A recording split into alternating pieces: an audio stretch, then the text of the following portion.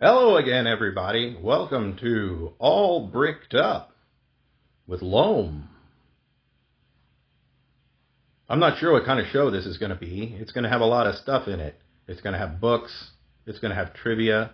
It's going to have game talk. It's going to have I already cursed, so now it can't. I'll edit it out. This is the magic of Jehovah's Witnesses and Sniglets. So, you can say whatever you want in a video. You can just bleep it out with the noise. Perhaps a donkey sound. Perhaps I'll do that. Maybe we'll go to the donkey rescue. I don't know. But the only way to start something is to start it. So I'm starting it. I made my brick wall. Laid all those bricks myself with stuff I bought at Dollar Tree. Bought all these lights at Dollar Tree and Goodwill. And now I'm ready to roll. All bricked up. Hashtag.com. Bricked up your mom.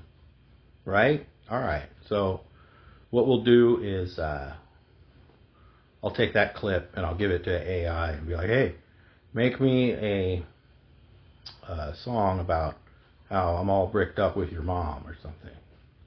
Not a rap song. Make it like a Swedish folk music or something. I don't know. Alright, so today on episode 1 of All Bricked Up with Loam, we're going to talk about this book that I read. Let's see. Can I find it? Here you go. This book. Maybe some of y'all have read it. I have this very worn, look at my fingernails. See, I'm not ready for show business, but maybe I'm ready for YouTube. Alright, I took a shower yesterday. I'm fine. I'm within the window of responsible hygienic practices. Don't judge me for my fingernail. You're not here. There's a lot of work to do, and some of it's dirty, and sometimes you just want to review your Narnia book, and people are like going off on you about your stupid name. Anyway, Prince Caspian by C.S. Lewis, known author of many, many books, but probably most famously for these series of books, the Chronicles of Narnia books, which I read probably in like 1990 or something. I don't know. I remember reading them, but I don't remember much about them. I mostly remember that cartoon that we watched. It was The Lion, the Witch, and the Wardrobe. I think it was from England. It was very low quality. Still is. I think it's on YouTube. Go watch it. It's upsetting. All right. Anyway, so I read this one, which is pretty good. This is like the sequel, the direct sequel to The Lion, the Witch, and the Wardrobe, where the kids, the four kids of Narnia, they were like, after they beat the witch, they took over Narnia and were there for a long time, like decades. And then one day they went back to England and were children again. And then on their way to school, they got sucked back into Narnia. And then eventually it gets explained to them how they got sucked back into Narnia. And then they were like there. I don't want to spoil it, and they have to. There's a bad stuff's going on, and they got to save the day. Essentially, it's got a lot of like talking animals in it. It's a children's book, definitely. I read it in like 2 hours, so it's pretty good though. I'm gonna watch the movie, not the new one they made. New one they made in 2008 or whatever, but one from 1989, a live action. So I'm interested in seeing how well these the fuzzy little animals go, and it's 89, so it's not going to be great quality. It's made by the BBC, so it'll be serviceable for 1989. So which I can watch. I can handle that. I can handle bad things from when I was a child.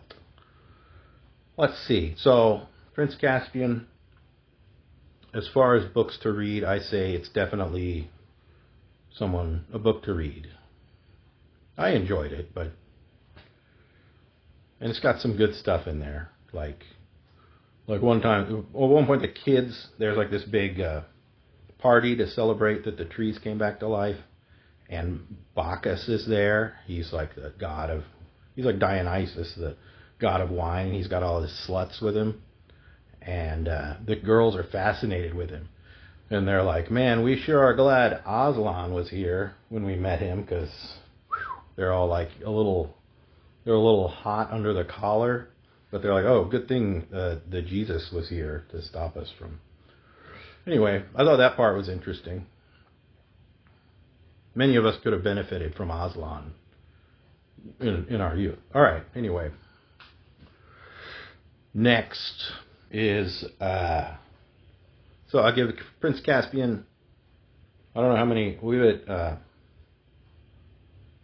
5 bricks out of 5, because it's, there's so many books that I feel worse after reading. And this book felt good to neutral after reading. But I was happy to be finished with it, because it's a pretty basic story, but it's got some good stuff in there. All right, next from the library. We'll do a library video at some point. Next is Isaac Asimov, The Gods Themselves. I've never read this book. It's a pretty famous book. I think I probably, like Duncan Trussell said, to read this. Like, I don't know if that's who it was. I probably heard to read this book on a podcast like 12 years ago, and so I bought it on Amazon, and then I never read it. That's my theory of why I have it. Or maybe I found it at the book sale and was like, oh, 25 cents? Yeah, I'll take that. Who knows? This one came out of a box of free books that they would put outside of the post office. Oh, wait. It was a public library bookstore they had in Austin. I don't know if they still have that. That was in an old post office. That's what it was. Anyway, and they had a box outside of free books, and this was in there, because it's in really bad shape, but the story was there, and that's all you need. So, anyway, Prince Caspian. Isaac Asimov, he was like a nuclear physicist or something. He's Kitten. He's what? She doesn't speak English, so I don't really speak cat. I think she's just confused about what I'm doing. Anyway, so Isaac Asimov, The Gods Themselves. And I'll tell you about this one next time on All Bricked Up with Loam. Speaking of next time, what are we at? About 8 minutes. This is high production value. I know, Kat. I'm going to shave next time, too. And I'll wash my hands. Though I still have more garden crap to do. And I'll release other stuff, too. Not everything will fall under the dome of... the dome. Maybe the umbrella. Perhaps the circus tent. Whatever you want, really. Of the All Bricked Up. Because I made this wall to make videos with it. And I thought maybe I should do like sketches where I'm in an alley and I get mugged. But there's just, the wall isn't big enough for that. That could be the like stray cat in the alley giving birth. Okay, time. It's everyone's favorite part of the show. Time or trivia. Time for trivia time. Okay, this trivia question comes from the Trivial Pursuit Baby Boomer edition, everyone's favorite generation. I got called a boomer one time online, and I was like, they just think like boomer means person older than them, when literally they're like all pushing 80 at best. And it's 45 to anyway. 1945 to 1965 is the baby boomer generation. My parents were both born before that, so they were good, but you know, they were like 2 years off. They were born during the war.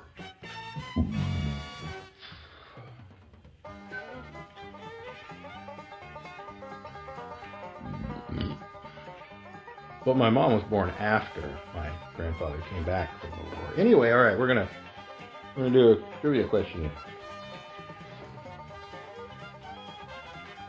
Wait, I'm gonna need some different equipment. All right.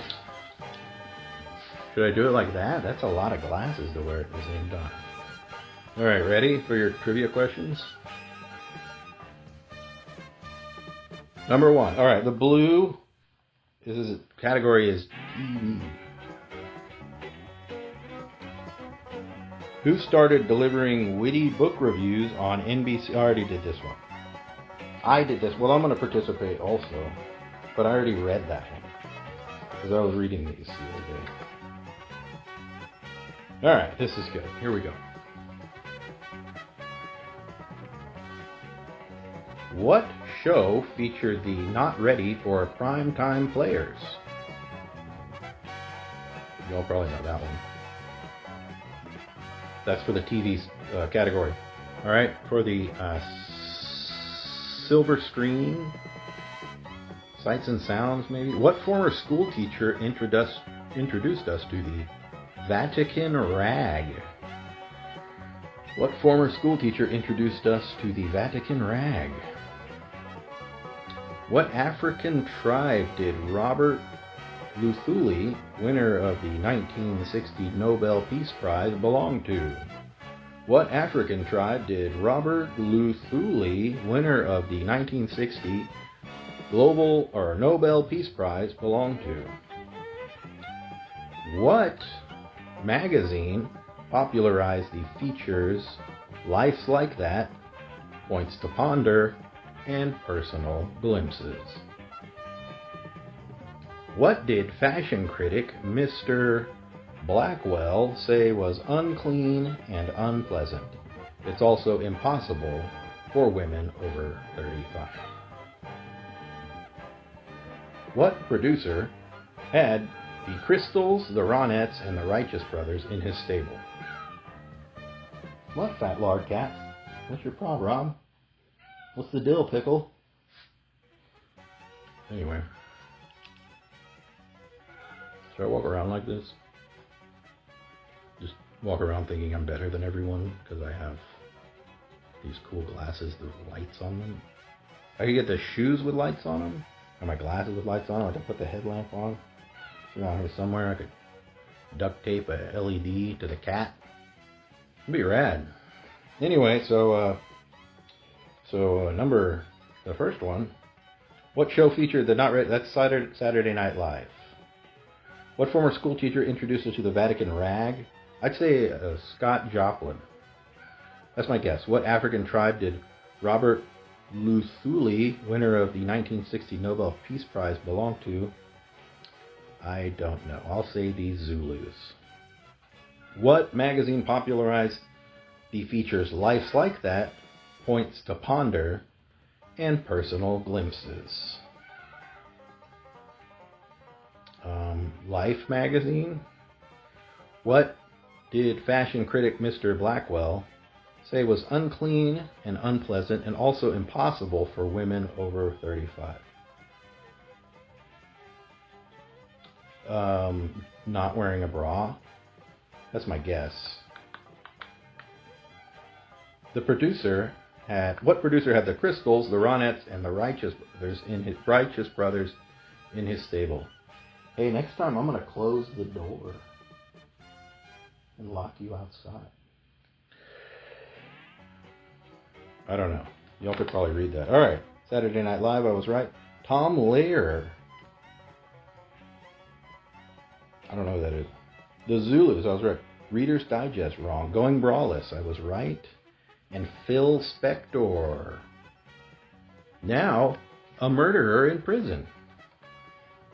Well, that was fun. Well, next time on Bricked Up. Wait, all bricked up with Loam. All right, see y'all later. Good luck. Send me money.